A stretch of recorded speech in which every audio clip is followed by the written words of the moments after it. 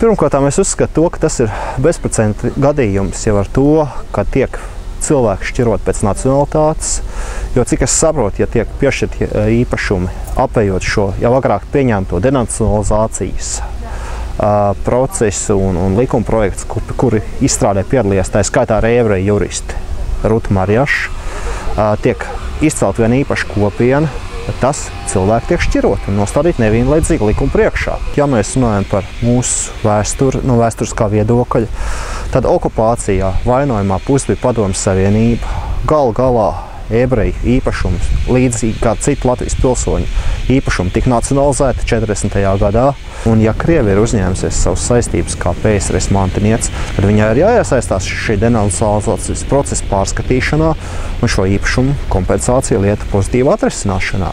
Un otram kārtām, ja mēs vēlamies būt taisni, tad mums ir jābūt taisniem nevis tikai pret vienu ebreju kopienu, bet arī pret citām kopienām.